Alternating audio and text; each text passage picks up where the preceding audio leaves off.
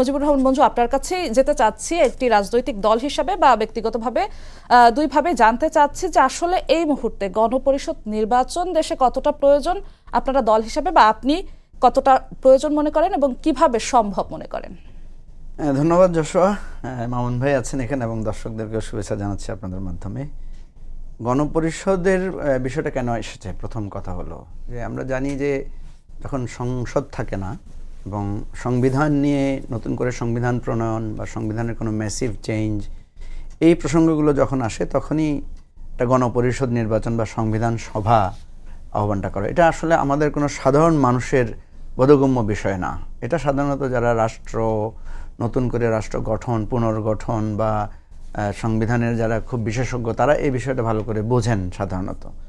আমি একজন রাজনীতির ছাত্র বা রাজনৈতিক কর্মী হিসেবে আমি যেটা মনে করি যে আমাদের দেশে এমন একটা পরিস্থিতি তৈরি হয়েছে যে আপনি তো জানেন যে একটা নতুন সংবিধানের দাবি উঠেছে। কেউ কেউ বলেছেন এটা পুনর্লিখন করতে হবে, কেউ কেউ বলেছেন সংবিধান সংস্কার করতে হবে।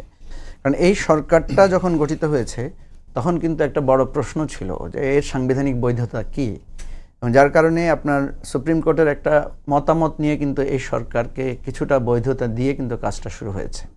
কারণ আমাদের সংবিধানে এ ধরনের অন্তর্বর্তীকালীন সরকারের কোনো বিধান নাই। এর আগে কেয়ারটেকার গভর্নমেন্ট ছিল, সেটাও বাতিল করে দেওয়া হয়েছে। সুতরাং এটা কিন্তু একটা ডক্ট্রিন অফ নেসেসিটির যে সংবিধানের যে একটা মানে বিশেষ ব্যবস্থা আছে সেটাকে কেন্দ্র করে কিন্তু এই সরকারটা গঠিত হয়েছে। সুতরাং এই সরকারকে আপনি যদি কাজ করতে হয় এর একটা যে কোনো ভিত্তিতে একটা সাংবিধানিক ফ্রেমওয়ার্ক বা একটা লাগবে নিয়ম। আমাদের দেশে যখন মানে সামরিক শাসন হয় তখন আমরা কি দেখি? আমরা দেখি যে পরবর্তী সরকার এসে সেটাকে এক ধরনের বৈধতা দেয়। 1/11-এর সময় আমরা দেখেছি ওই সময়টাও কিন্তু একটা অবৈধতার প্রচ্ছন্ন ইঙ্গিত ছিল, সেটাকে কিন্তু পরের সরকার এসে সেটাকে বৈধতা দিয়েছে। শাহাবুদ্দিন সাহেবের বিষয়টা আমরা জানি, সে সময় কিন্তু এই ধরনের একটা পোস্ট এফেক্ট দিয়ে এক ধরনের বৈধতার কথা দেওয়া হয়েছে।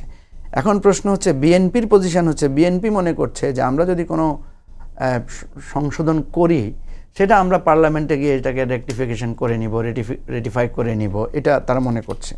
কিন্তু এনসিপির যে কথাটা আপনি বলেছেন, তারা বলেছে যে তারা একটা গণপরিষদের বিষয়টা চায়। আমরা মনে করি যে এই যে আমরা এখন এই সরকারটা পরিচালনা করছি বা যেই নিয়মের ভিত্তিতে এই সরকারের পতনটা হয়েছে, এটা কিন্তু আমার কনস্টিটিউশনাল ফ্রেমওয়ার্কে এটা কিন্তু সম্পূর্ণভাবে একটা আইনের লঙ্ঘন।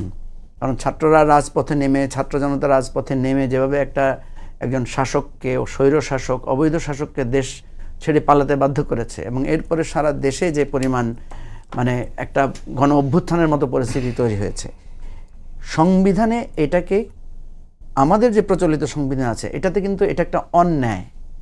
কিন্তু আমরা যে নতুন সংবিধান করব সেটাতে এটা হবে কিন্তু একটা গ্লোরিয়াস চ্যাপ্টার। এটা গণমানুষের স্বতঃস্ফূর্ত অভ্যুত্থান।